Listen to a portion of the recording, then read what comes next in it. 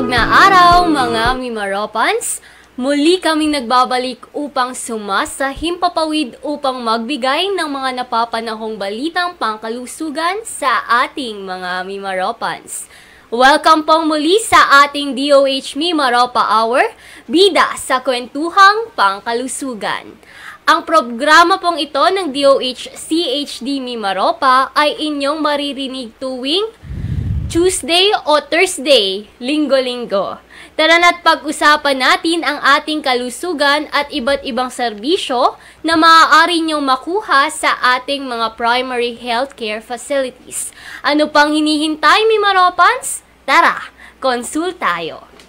Ako po ang inyong lingkod, Hannabel Marquez, mula sa Health Education and Promotion Unit ng DOH CHD Mimaropa, ang inyong bidang kasangga sa tamang impormasyon tungo sa kaalamang pangkalusugan. Bago po natin isa-isahin ang mga highlight ng mga mahalagang health celebration sa buwan ng Oktubre, gusto ko po munang kamustahin ang ating mga kababayan, lalong-lalo na ang ating Provincial DOH Officer na si Dr. Rachel Rowena Garcia. Kamusta po at ang ating mga manonood dyan sa Pidoho, Marinduque at ang ating mga manonood sa kanilang mga bahay na nakatutok sa ating Facebook Live at ganoon na rin sa Lucky 7 Channel 3. At kamusta po kayo? Sana ay nasa mabuti po kayong kalagayan. Ayan. At kung meron po kayong gustong i-shoutout ay comment lamang po sa ating Facebook Live. At para naman sa ating local announcement ay magkakaroon ng Rabies Control and Prevention Campaign ng ating probinsya. Sa October 22, Tuesday o Martes ay magkakaroon ng Orientation for Rabies Control and Prevention Champions na gaganapin sa Governor's Hall. Ito po ay ika-9 ng umaga. At sa October 23, Miyerkules, magkakaroon ng Community Engagement sa Buwak. At sa ganap na alas 2 ng October 23, ay magkakaroon din ng Community Engagement dyan sa Mugpog. At sa October 24, Thursday o Webes, ay magkakaroon ng community engagement sa Buena Vista, ganap na ika-9 ng umaga. Ayan, wag na nating patagalin pa mga kababayan. Ngayong araw nga ay mayroon tayong kasamang guest at aking katrabaho sa Pidoho, Marinduque. Siya ay ang aming project development officer at siya ay graduate ng psychology. Ayan si Miss Sharalyn Semilia para malaman natin o magkaroon pa tayo ng idea sa ipinagdiriwang natin na mental health awareness ngayong buwan ng Oktubre. Ayan. Magandang tanghali, Shara. Ayan, magandang tanghali po sa ating lahat. Isang malusog na hapon po sa ating mga kababayang Marinduqueño. So, ako po si Miss Sharalyn Semilia, isang psychometrician at ang Project Development Officer 2 ng Pidoho, Marinduque. So, ngayong buwan po ng Oktubre, hindi lamang spooky or ghosting season mga kabayan ang ating ipinagdiriwang. Ngayong Oktubre rin po ay mahalagang ipinagdiriwang din natin ang Mental Health Awareness Month na tumatalakay sa usaping pangkalusugan. Ano nga ba ang mental health mga kabayan at bakit ito'y mahalagang aspeto ng kalusugan ng isang individual? Sa kabuuan ng ating kalusugang pangkaisipan o mental health ay ang kabuuang kalagayan ng ating isip at katawan. Hindi lamang ang ating pisikal, kundi pati na rin ang ating sosyal, espiritual at emosyonal na kalagayan. Ano ang pinupunto ko dito mga kababayan? Na ang malaking impluwensya ng ating kalusugang pangkaisipan, malaki ang epekto ng ating kalusugang pangkaisipan sa ating pang-araw-araw na pagsulong sa mga problema, challenges at stresses sa buhay. Kaya pansin natin mga kabayan kapag malungkot tayo o may mga mabibigat na emosyon tayong dinaramdam, naapektuhan nito ang ating paggalaw o pang-araw-araw nating buhay.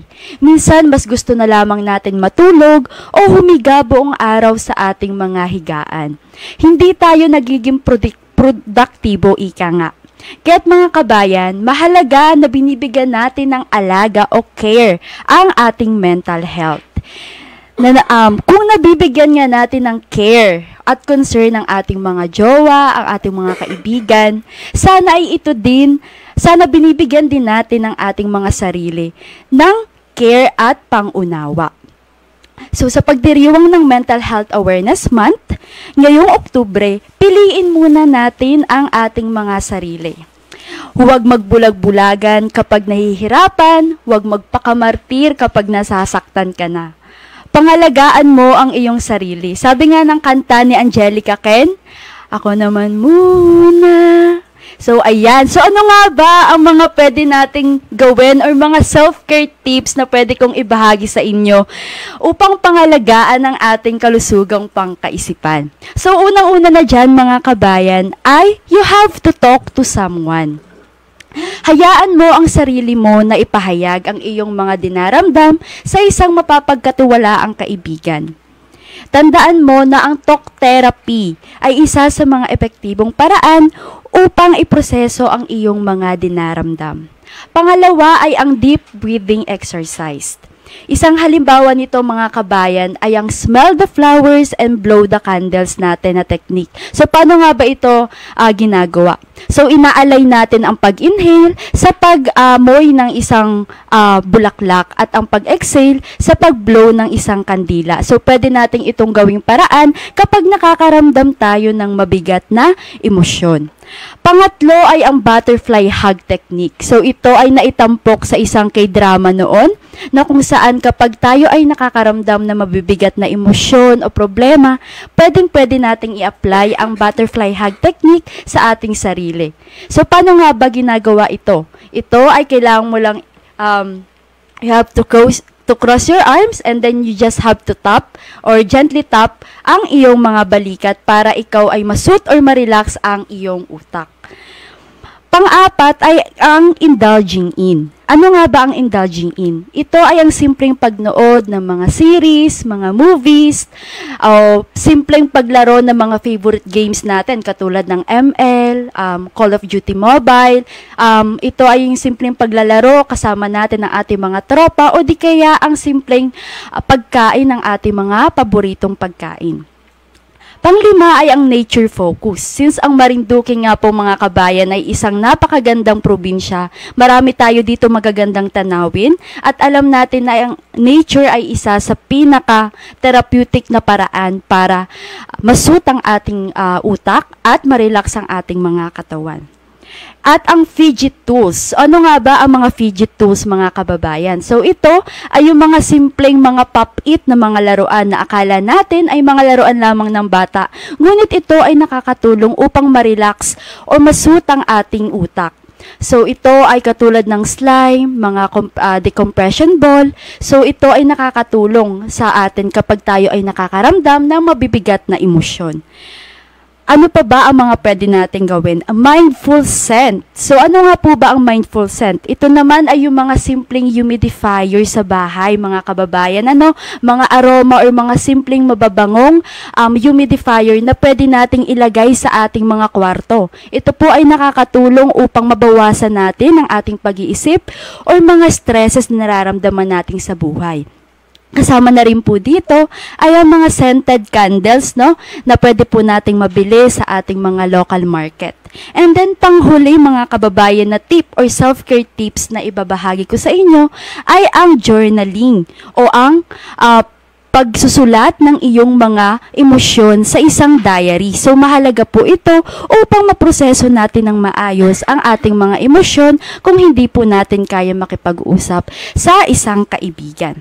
So, ito lamang po, mga kababayan, ay ilan sa mga bite-size or mga madaling pamamaraan upang pangalagaan po natin ang ating kalusugang pangkaisipan o ang ating mental health. Bukod sa mga pamamaraan na ito, akin din pong ipinapaalala na hindi masama ang kumonsulta sa ating mga mental health professionals, o mga eksperto pagdating po sa ating kalusugang pangkaisipan kung kinakailangan natin ng tulong. marami tayong mga libreng hotlines, mga organization o page na pwede po nating hingan ng tulong sa oras na nakakaramdam tayo ng crisis patungkol sa ating mental health. Isang munting paalala na kasing halaga ng ating pisikal na kalusugan ang mental health. Kaya't sa buwan na ito, atin tapusin ang stigma at ibukas ang ating mga isipan na unawain at bigyan ng suporta ang ating mga kapamilya, kaibigan na nakakaranas ng crisis sa kanilang mental health. Tandaan na ang paghingi ng tulong ay tanda ng lakas. Dahil may mga taong nagmamalasakit at gustong sumuporta. At sa bawat pagsubok ng buhay, nandito kami upang samahan ka. Ayan, maraming salamat, Ms. Sharaline Semilia. At ikaw naman, partner, ano naman yung mga paraan mo para mapangalagaan mo yung iyong mental health? So, unang-una na dyan, partner, is yung manood ng favorite series at movies ko. So, araw-araw kong ginagawa yan tuwing pagtapos ng work, and then, of course, yung paglalaro ng Call of Duty mobile. So, mahilig din ako maglaro kasi ng mga online games at isa to sa mga paraan upang ma-ease yung stress na nararamdaman ko sa pang-araw-araw na buhay. Ikaw ba? Ako naman, partner, nanonood din ako ng mga paborito kong mga movies or mga teleserye sa Netflix. Gaya na dyan yung Pulang Araw na talaga namang pinapanood ko or inaabangan ko per episode kasi ito'y nakakatulong sa aking mental health para ma-relax pagkatapos ng nakakapagod na araw. Ayan. Ay, kayong mga kabayan, ano yung inyong mga paraan para maging healthy yung inyong mga mental health? Comment down below para sa ating mga sagot. At dadako naman tayo sa Bone and Joint Awareness Week. At lagi nating pangalagaan at palakasin ang ating bone health sa pamamagitan ng pagkain ng masustansyang pagkain, pagkakaroon ng proper posture at maayos na pahinga. Kumain ng tama at umiwas sa mga bisyo para maiwasan ang maraming klase ng sakit sa buto at muscles tulad ng osteoporosis, arthritis, at back pain. Ang ating katawan ay binubuo ng 206 na buto na siyang sumusuporta, nagpoprotekta, tumutulong sa paggalaw at nagsisilbing bahagi ng katawan, kung saan gumagawa at nag-iimbak ng blood cells, fats, at minerals. Karaniwang uri ng bone at joint disorder ay ang arthritis o ang pamamaga ng kasukasuan. Ang selebrasyon na ito ay naglalayon na ibahagi ang kamalayan ng nakakarami tungkol sa kahalagahan sa pagpapanatili ng malusog na mga buto at kasukasuan at kung paano makakaiwas sa mga pananakit nito. Be a healthy champion o be a champion of your own health. Live a healthy lifestyle para sa #Bagong Pilipinas. At mga kabayan, alam mo ba na ang wastong paghugas ng kamay ay ang first line of defense natin laban sa mga nakakahawang sakit? Ito ay dahil ang mga kamay natin ang pangunahing daluyan ng germs sa ating katawan. At ngayon nga pong ika-15 ng Oktubre ay ipinagdiriwang ang Global Hand Washing Day.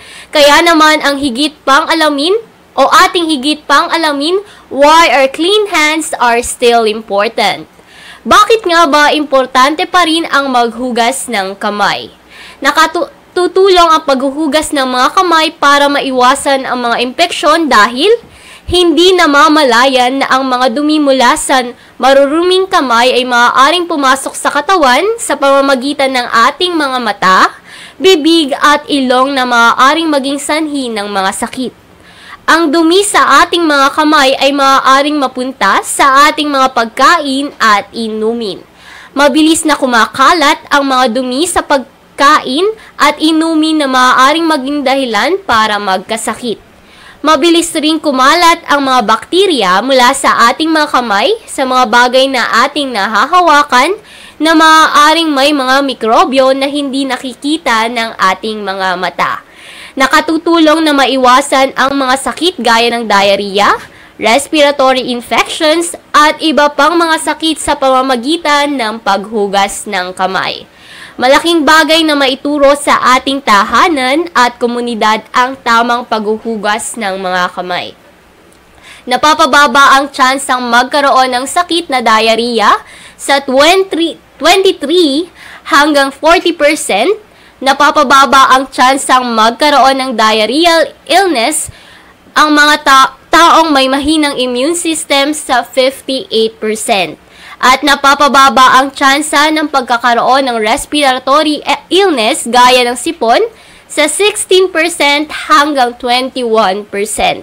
At napapababa ang absenteeism ng mga batang mag-aaral sa 29% hanggang 57% bunsod ng gastrointestinal illness.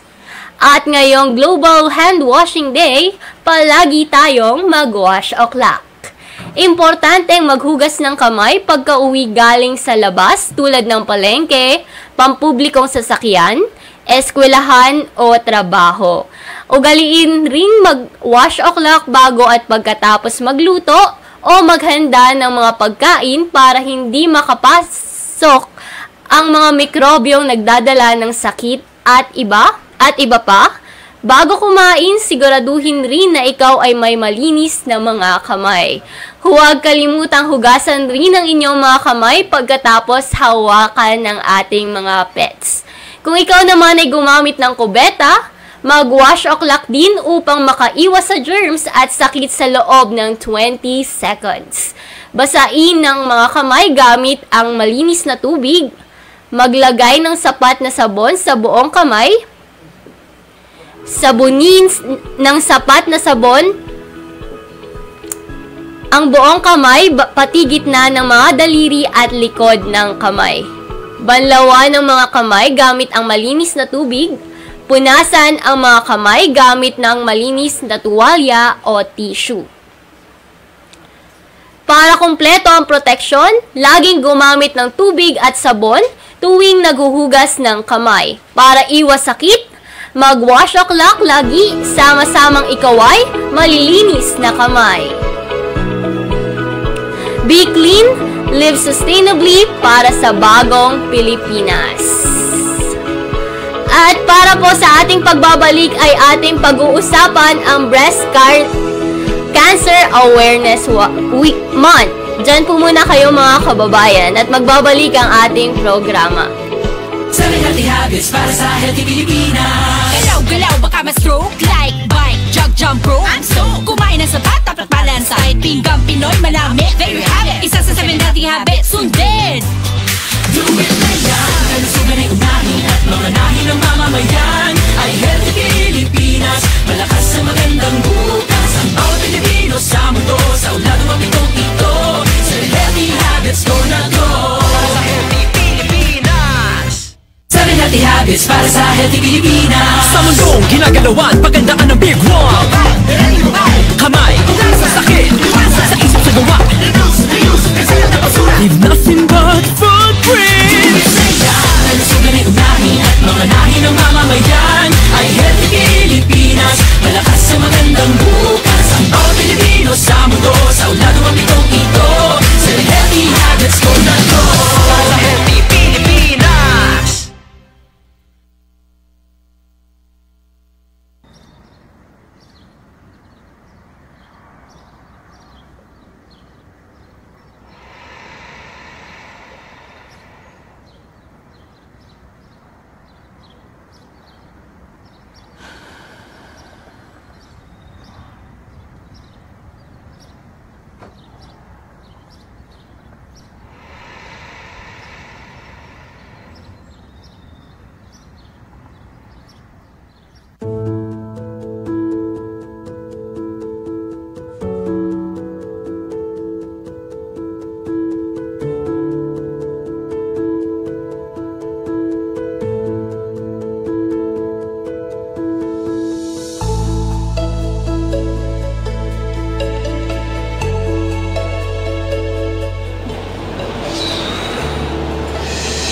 Grabe ang kinis-kinis ng balat niya, tapos nanliliit pa ako sa katawan ko.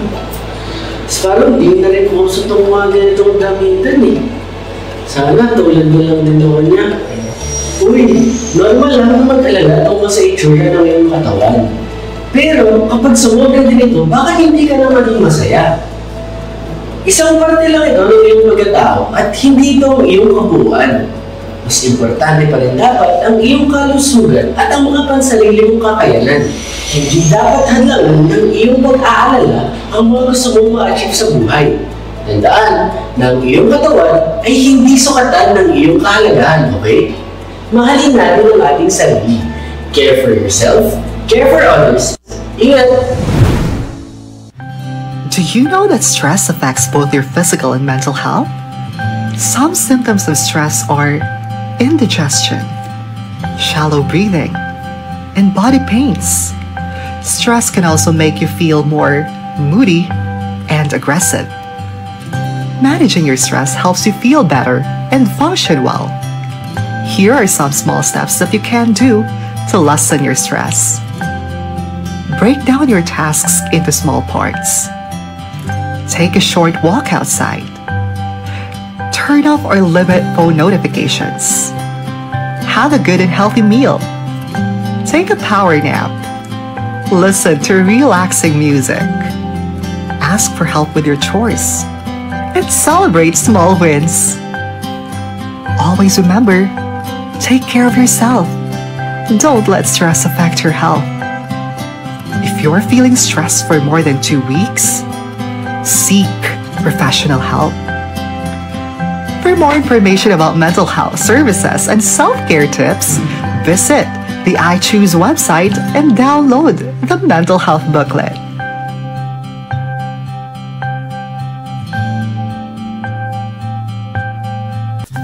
Kumusta ka?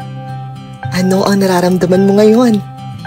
Maaaring ikaw ay masaya, malungkot, galit o nangangamba. Kahit ano pa man ang iyong nararamdaman, okay lang yan. Hayaan mo ang iyong sarili na madama ang mga emosyong ito. Parte ito ng iyong mental health. Sabi nga ng mga eksperto, ang mental health ay ang estado ng iyong mental, social at emotional well-being. Ang mental health ay nakakaapekto sa iyong pag-iisip, pakiramdam, pagkilos, pamamahala ng stress, pakikipag-ugnayan sa iba at paggawa ng desisyon. Ugaliing alagaan ang iyong mental health. Ingatan ang iyong sarili. Para sa iba pang mental health at self-care tips, i-download ang Lusog Isip mobile app at bisitahin ang I Choose website.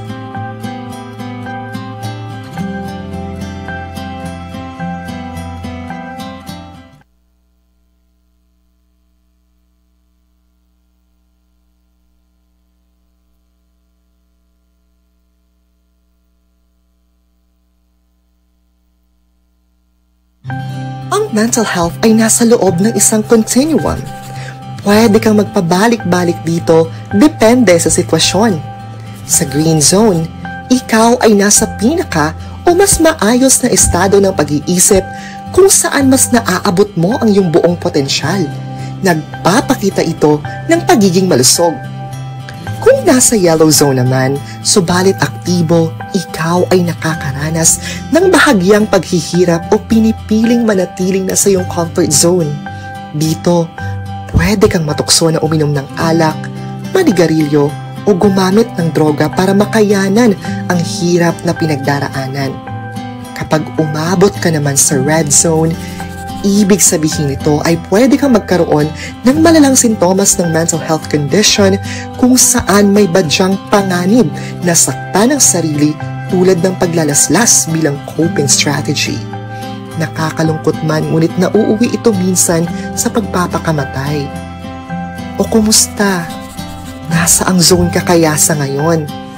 Para sa iba pang impormasyon tungkol sa mental health, i-download ang mental health booklet at bisitahin ang I Choose website.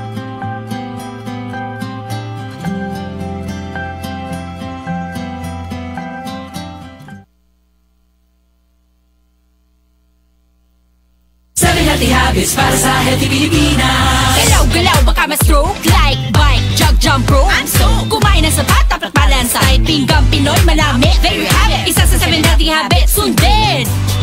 Do it na yan, kalusugan ay unahin at mga nahin ng mamamayan ay healthy Pilipinas, malakas sa magandang bukas. Ang bawat Pilipino sa mundo, sa ulado ng pitong ito, sa healthy habits go na go. Para sa healthy Pilipinas, 7 healthy habits para sa healthy Pilipinas. Sa mundong ginagalawan, pagandaan ng big one. Kamay, sa sakit, sa isip sa gawa. Leave nothing but footprints. Kalusugan ay unahin at mga nahin ng mamamayan ay healthy Pilipinas, malakas sa magandang bukas. Ang bawat Pilipino sa mundo, sa ulado ng pitong ito, sa healthy habits go na go. Para sa healthy Pilipinas. Healthy habits para sa healthy Pilipinas. Huwag nang magulat sa kumakalat, matay inulat sa tamang ulat. Dapat babakunahan na, mahalaga na bata pa kahit matatanda. Bakuna muna, una sa lahat. Yeah! Do it na yan! Kalusugan ay unahin at mga nahin ng mamamayan ay healthy Pilipinas, malakas sa magandang bukas. Ang bawat Pilipino sa mundo, sa ulado ng pitong ito, sa healthy habits go na go. Para sa healthy Pilipinas. Healthy habits para sa healthy Pilipinas. Bawal na usok sa atin, baka ako hikain, di nakakagala ang bisyo. Hi, how can I help you? Dito na tayo sa kakaibang high. JV sa Bishop Free Lifestyle.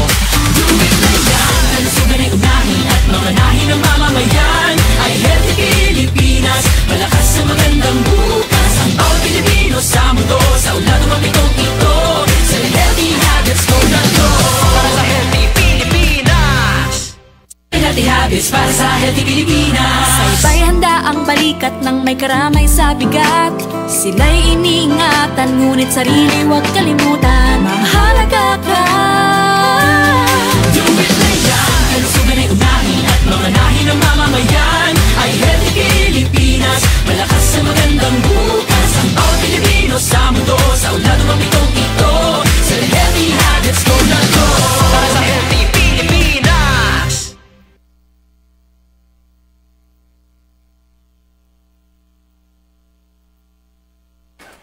At muli po tayong nagbabalik mga kababayan dito sa ating programang DOH Mimaropa Hour, bida sa kwentuhang pangkalusugan. At ako pa rin po ang inyong lingkod, Hannabel Marquez mula sa Health Education and Promotion Unit ng DOH CHD Mimaropa. At ating pag-usapan mga kababayan, ang breast Cancer Awareness Week. At ngayon nga pong October is Breast Cancer Awareness Month.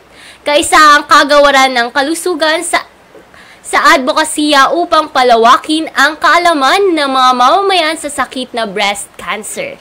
Kahit sino ay maaaring makakuha ng breast cancer, maraming kababaihan, kapwa man, bata at matanda sa buong mundo ang nadadiagnose na may ganitong sakit. Tara na at ipakita ang dagdag sa pagkalinga sa suso. Hinihikayat namin ang lahat na ibahagi ang mga steps ng breast self-examination sa ating mga kaibigan, mga kapamilya at mga kasamahan sa inyong lugar. Ang breast self-examination o sariling pagsusuri ng suso, ito ang mga steps mga kababayan. Step 1, sa harap ng salamin, obserbahan ng suso para sa mga senyales tulad ng irregular na hugis, anyo at iba pa. Step 2, itaas ang inyong mga kamay. Ilagay ito sa likod ng inyong mga ulo. Obserbahan para sa senyales ng posibleng breast cancer. Step 3, maaaring gawin na nakahiga. Gamit ang 3 gitnang daliri, igalaw ito sa direksyon ng paikot, paloob, palabas, at taas-baba. At mga kababayan, ano-ano nga ba ang senyales at sintomas ng breast cancer? Maaaring ito ay bukol sa suso, sugat sa utong, irregular na hugis ng suso, may lumalabas na discharge mula sa suso na kadalasang may bahid ng dugo, hindi pantay na suso, utong na nakalubog, pag-iibang kulay ng utong, pangangapal ng balat o ang tinatawag na orange peel. Make healthy lifestyle choices, be your own best friend. Maaari tayong magregular na mag-ehersisyo, matulog ng sapat, iwasan ang pag-inom ng alak, kumain ng wasto at panatilihin ang malusog na timbang, at kung maaari mga kababayan, magpasuso ng inyong mga anak. Kaya naman ngayong buwan, magpakita ng pagkalinga sa iyong suso and be your own #breastfriend. Konsulta tayo sa pinakamalapit na primary care provider tungkol sa breast cancer para sa #HealthyPilipinas. At mga kababayan, pag-usapan naman natin ang Mpox. At sa patuloy na pagkakaroon ng kaso ng Mpox sa ating bansa, ang Kagawaran ng Kalusugan ay pinaalalahanan ang bawat isa na mag-extra ingat para iwas Mpox. Higit lalo ang mga bumabiyahe palabas at pabalik ng bansa o ang mga pumupunta sa matataong lugar. Sundin ang preventive measures para sa sarili, pamilya at komunidad. Mahalagang maging maingat sa pamamagitan ng pag-iingat at pakikinig sa tamang impormasyon mula sa Department of Health. At mga kababayan, ano nga ba ang Mpox? Bilang mayroon ng mga naitalang kaso ng Mpox mula sa ibang bansa at idineklara ito ng WHO bilang isang public health emergency of international concern, ang Mpox ay lubos na nakakahawa sa skin-to-skin contact o kung madikit ang inyong balat,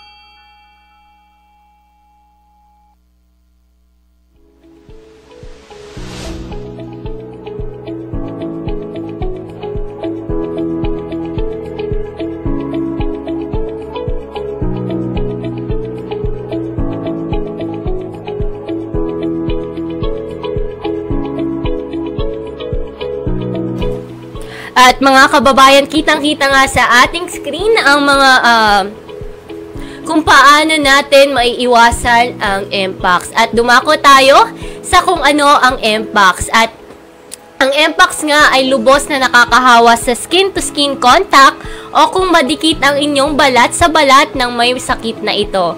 Maaari itong magdulot ng mga lesion o sugat sa balat at katawan, at maaari rin itong mauwi sa pagkamatay. Ito ay may mga sintomas na nakahalin tulad sa Mpox. At ano nga ba ang mga sintomas ng Mpox? Ang mga sumusunod ay mga karaniwang sintomas ng sakit na ito. Maaaring lagnat, pagsakit ng ulo, pananakit ng katawan, kulani, chills o panginginig ng matinding pagkapagod, pananakit ng lalamunan, ubo at baradong ilong. Pagpapantal ng muka, na mukhang pimples o maliliit na paltos o blisters sa muka, loob ng bibig, kamay, paa, dibdib, ari o puwet. At meron nga ditong nagtatanong mga kababayan kung ilang araw ang pagkakaroon at paggaling ng sakit na ito. Ang incubation period o bilang ng araw mula pagkahawa hanggang unang sintomas ay maaaring 5 araw hanggang 3 linggo. At ang tagal naman ng sintomas, mga kababayan, tipikal na tagal ng sakit hanggang sa gumaling ito ay maaaring 2 hanggang 4 na linggo. At paano nga ba kumakalat ang Mpox? Naipapasa ang sakit na ito sa pamamagitan ng skin-to-skin contact sa pantal, butlig, paltos at likido mula sa katawan ng may Mpox. Mga likido mula sa katawan ng may sakit tulad ng laway, sipon at plema. Contact sa mga tela o surface na kontaminado sa mga likidong ito. Mula sa inang may Mpox sa kanyang sanggol na sa sinapupunan. At ano ang mga aktibidad na nagpapataas ng exposure ng sakit na ito? Ang exposure sa Mpox virus ay tumataas sa mga aktibidad na may mataas na skin-to-skin exposure tulad ng pakikipagsiksikan, matagalang pakikisalamuha at pakikipagtalik. At mayroon ditong isang netizen na nagtatanong kung may gamot daw ba o bakuna laban sa Mpox. Sa ngayon mga kababayan ay wala pang tiyak na gamutan laban sa Mpox. Nagbibigay tayo ng alaga at gamutan base sa mga sintomas ng pasyente. Halimbawa, paracetamol para sa lagnat at hapdi dulot ng pantal. Protektahan ang sarili gamit ang minimum public health standards. Kung maaari ay magsuot ng long sleeves at pantalon upang matakpan ng balat, magsuot ng face mask, isanitize ang mga kamay at iwasan ang pakikipagsiksikan. At isa bang sexually transmitted disease ang Mpox? Mga kababayan, ang Mpox ay hindi itinuturing na sexually transmitted infection o STI, ngunit kadalasan ay naipapasa ito dahil sa skin-to-skin contact habang nakikipagtalik o sa mga iba pang intimate na aktibidad. At paano naman kung ikaw ay sexually active o may planong makipag-sex? Paano natin maiiwasan ng Mpox? Maging maingat sa pakikipagtalik, kilalanin ng mabuti ang kapartner, at alamin kung may kakaibang mga pantal, butlig at paltos. Limitahan muna ang bilang ng sexual partners. Tumataas ang risk of exposures sa monkeypox sa mga taong may iba't ibang sexual partners. Kahit na ang monogamous relationships o isa ang mga partner, ay kailangang mag-ingat at alamin ang exposure ng isa't isa. Practice safer sex. Go virtual, gumamit ng video call kasama ang partner na pinagkakatiwalaan mo. No touch mga kababayan, maaaring mag-self-pleasure muna nang magkahiwalay ang mag-partner. At meron ditong nagtatanong, may mga sintomas ako ng Mpox, ano ang dapat kong gawin? Kabayan, maaaring mag-isolate at iwasan ng physical contact sa ibang tao. Huwag hawakan o kamutin ang mga pantal, butlig at paltos. Madalas na isanitize ang mga kamay, magsuot ng long sleeves, pantalon at face mask. Kumonsulta tayo agad sa isang pinakamalapit na health facility at ipagbigay alam ang inyong history at sintomas. At mga kababayan, narito naman ang ilang paalala para sa mga babiyahe palabas ng ating bansa. Planuhin ng maigi ang inyong biyahe, alamin kung mayroong mga posibleng kaso ng Mpox na naitala sa lugar na inyong pupuntahan. Alamin ang malalapit na health center sa lugar na iyong tinutuluyan. Ang karagdagang pag-iingat kapag pupunta sa ibang bansa ay makakatulong protektahan ang sarili laban sa Mpox. Para sa mga lalabas ng bansa, mga kababayan, kayang iwasan ang Mpox sa tulong ng pag-iingat. Gamit ang mga sumusunod lalo na ang matataong lugar o lalo na sa mga matataong lugar, magsuot ng long sleeves at pantalon, gumamit ng face mask sa mga kulob na lugar, madalas na paghugas ng kamay. Kung makakaranas ng mga sintomas tulad ng trangkaso na may kasamang pamamantal na mukhang pimple, agad na kumonsulta sa pinakamalapit na health center. Libre ang konsulta sa National Patient Navigation, ang referral center, sa hotline 1555, press 2. At para naman sa pabalik ng bansa, suriin ang mga sarili para sa maaaring mga sintomas ng Mpox. Kung tingin nyo ay mayroon kayong sintomas, kumonsulta muna sa primary care provider at ipagpaliban ang biyahe pabalik ng Pilipinas. Sumunod sa abiso ng airport o seaport sa pagpasok ng bansa. Kahit nakabalik na sa tahanan, bantayan pa rin ang sarili kung sakaling may mga sintomas na lumabas upang hindi makahawa sa pamilya. At mga kababayan, inihahanda ng DOH ang sistema nito at pati na ang mga health workers ang detection at surveillance upang ma-detect at report agad kung ang kaso ng Mpox sa bansa. Sa kasalukuyan wala pang abiso kung magkakaroon ng mga travel ban papunta sa ibang bansa. Tandaan, hindi kailangang mag-alala sa tulong ng pag-iingat. Kaya naman mga Mimaropans, manatiling maalam tungkol sa tulong ng mga lehitimong otoridad tulad ng DOH para sa mga anunsyo. Protektahan ang sarili at ang buong pamilya laban sa sakit at maling impormasyon. Maging handa sa banta ng Mpox, sundin ang health reminders.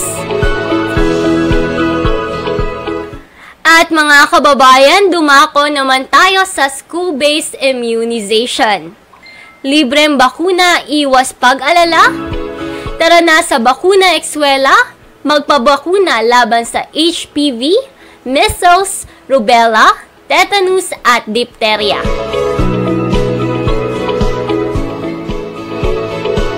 Ano nga ba ang school-based immunization, mga kababayan? Ang bakuna eskwela ay kasama sa School-Based Immunization o SBI. Ito ay programa na inilunsad ng Department of Health sa pakikipagtulungan ng Department of Education. Sa layong magbigay ng proteksyon na ang mga kabataan o school-age children laban sa mga vaccine-preventable diseases tulad ng measles, rubella, diphtheria at human papillomavirus.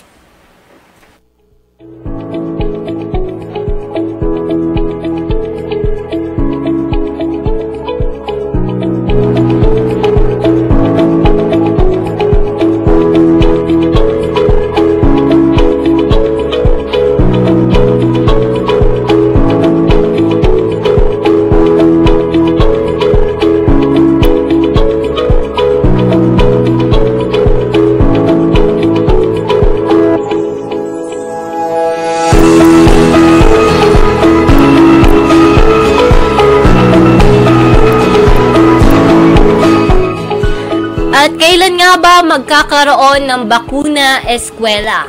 Mga kababayan, ang bakuna eskwela ay mag-uumpisa ngayong buwan ng Oktubre 2024. Ipinababatid ng mga teacher sa mga estudyante at tagapag-alaga ang petsa ng nakatakdang bakunahan sa kanilang paaralan. At saan naman gagawin ang bakunahan?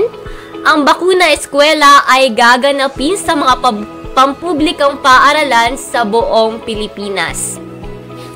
Para kanino ang bakuna eskwela? Ang programang ito ay para sa mga kabataang nag-aaral sa pampublikong paaralan. Ang mga bakunang ito ay ibibigay sa mga sumusunod. Para sa grades 1 to 7, ang bakunang makukuha ay measles, rubella at tetanus diphtheria laban sa tigdas, rubella, tetanus at diphtheria. At para naman sa mga mag-aaral na grade 4 na babae, ang bakunang ibibigay ay para sa human papillomavirus o HPV laban sa human papillomavirus at cervical cancer. At mga kababayan, ano nga ba ang mga kailangan mong gawin bilang magulang o tagapag-alaga ng mga batang ito? Maaaring dumalo sa PTA meeting. Mahalaga ito dahil dito maaaring makakuha ng karagdagang impormasyon tungkol sa programa at iba pang responsibilidad mo matapos bakunahan ang inyong anak o alaga. Pirmahan ang consent form na pinapahintulutan mo na ang bata ay magpapabakuna. Pagkatapos mabakunahan ng bata, i-monitor ito para sa mga posibleng side effects. Siguraduhin alam mo ang mga dapat gawin kapag may nararamdaman na side effect ang bata. Maaaring magdala ng kanilang routine immunization cards o mother and child booklets sa araw ng pagbabakuna para sa kumpirmasyon ng kanilang kasaysayan ng pagbabakuna. Huwag palampasin ang bakuna eskwela, makipag-ugnayan sa pinakamalapit na health center para sa nalalapit na bakunahan ngayong Oktubre. Sama-sama nating sugpuin ang mga nakakahawang sakit. Tandaan ang ating mga bakuna ay ligtas, epektibo, libre at subok na. Ayan mga kababayan, maraming salamat sa panunood at shout out kay Miss Jiwo May Lim at kay Mika Faith Loreno at sa lahat ng ating mga manunood sa araw na ito. At mga kababayan, dumako naman po tayo sa iba pang mahalagang anunsyo mula sa ating lokal na pamahalaan. At mga kababayan, magkakaroon nga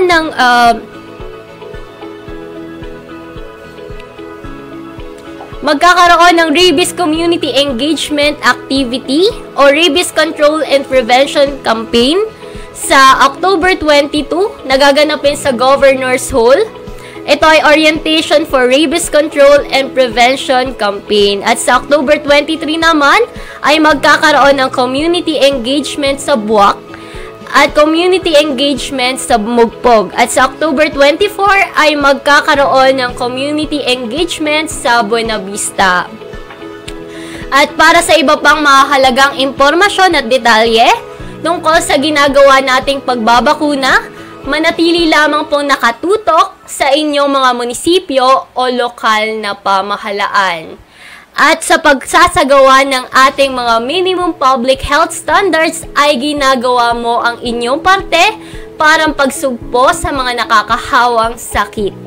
At kung kayo po ay may karagdagang katanungan, may nais ipabahaging impormasyon tungkol sa inyong kalusugan, bukas po ang aming tanggapan at maaari po kayong magpadala ng mensahe sa aming official Facebook account na Provincial DOH Marinduque.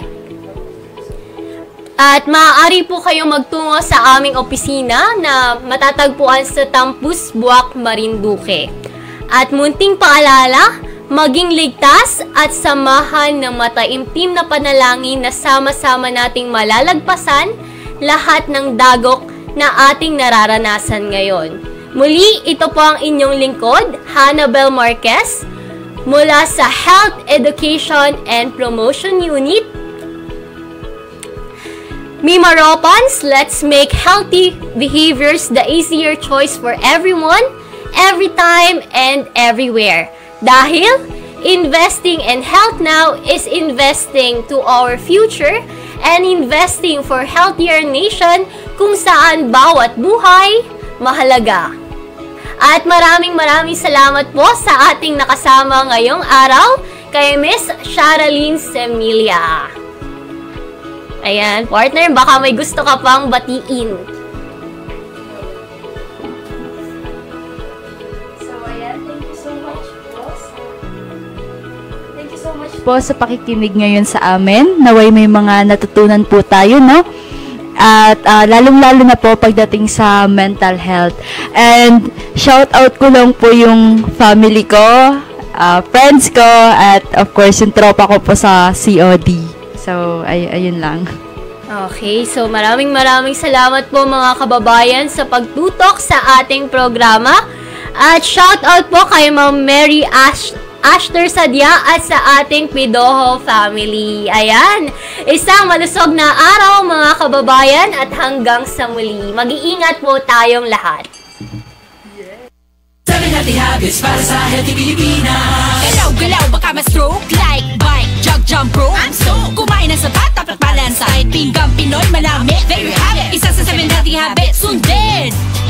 Do it na yan, kalusugan ay unahin at mamanahin ng mamamayan. Ay Healthy Pilipinas, malakas sa magandang bukas. Ang bawat Pilipino sa mundo, sa ulado mabitong ito. 7 Healthy Habits, go na go. Para sa Healthy Pilipinas. 7 Healthy Habits para sa Healthy Pilipinas. Sa mundong ginagalawan, pagandaan ng Big One. Init, pagod, uhaw, o baka ma-heat stroke ka niyan. Siguraduhing laging hydrated kasama ang Water Care Purified Drinking Water. Huwag kang mag-alala dahil malinis, dekalidad, ligtas, at masarap ang tubig namin dito. Regular din minomonitor ng local health official, pasado sa microbial potable water at physiochemical analysis water na isinagawa ng DOH accredited laboratory. Water Care Purified Drinking Water satisfies your thirst, cares for your health. Order na! Init, pagod,